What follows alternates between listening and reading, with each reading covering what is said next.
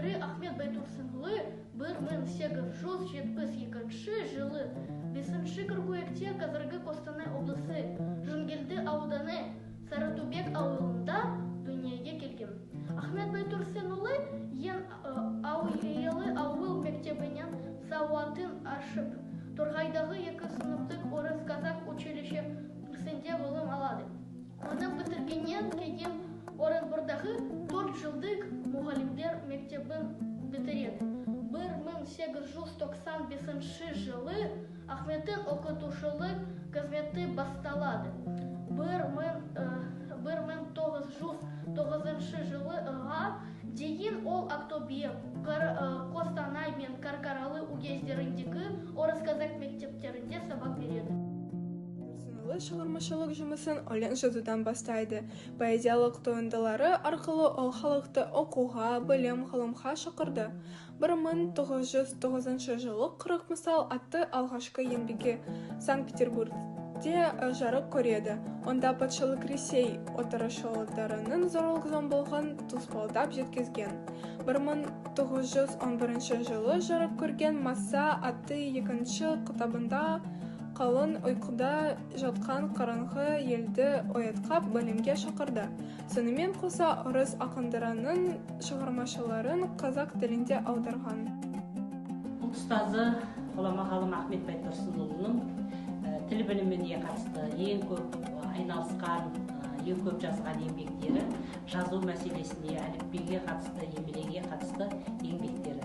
Бұл еңбектерінде Ахмет Байтұрсынұлы жазудың өте қажеттілігін, сонымен қатар сауаттылыққа үндейтін сауаттылықтың маңызды екендігін жазғандығы өте белгілі.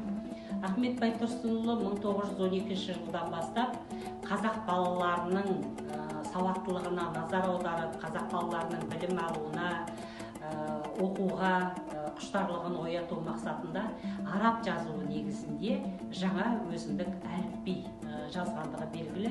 Бұл жазуды төте жазу дедік, Ахмет Байтұрсынұлы жазуы деп бізге танымал екендігі белгілі. Яғни сол уақытқа дейінгі аралықта қазақ халқы араб жазуын пайдаланып келді. Бірақ не себептен Ахмет Байтұрсынұлы араб жазуын өзгертіп, бұны қазақ жазуына негіздеп жаңа әліпби құрастырды.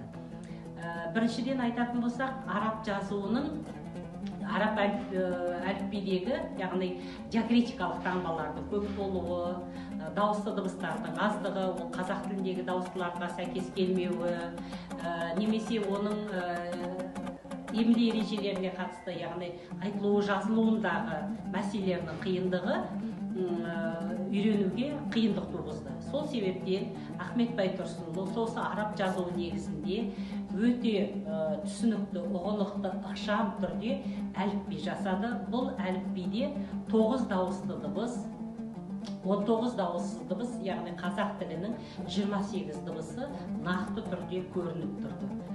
Ол ұстазы, үлкен ғалым, ғұлама ғалым Ахмет Байтұрсынұлының жалпы тіл білімі ғылымында ең көп жұмыс атқарғаны осы әліпбиге байланысты, жазуға байланысты, емле ережелеріне байланысты мәселе болатын.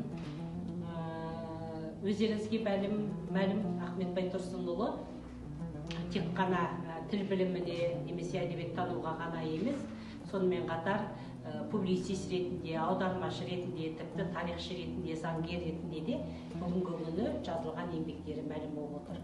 Ахмет Байтұрсынұлы 1917 жылы Алаш қайраткерлерімен бірге Алаш партиясын құрды. Алаш орда үкіметінің негізін қалауға Ахмет Байтұрсынов, Жақып Ақбаев, Әлихан Бөкейханов, Әлімхан Ермеков сынды қоғам қайраткерлері атсалысқан.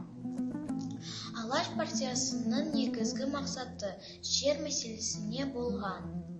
Ахмет Байтұрсынов қазақ халқының мүддесі үшін жер мәселесіне қатысты түрлі жұмыстар атқарды. Ақырында қуғын сүргінге ілігіп, 1937 жылы 8 желтоқсанда жазықсыз атылып кетті.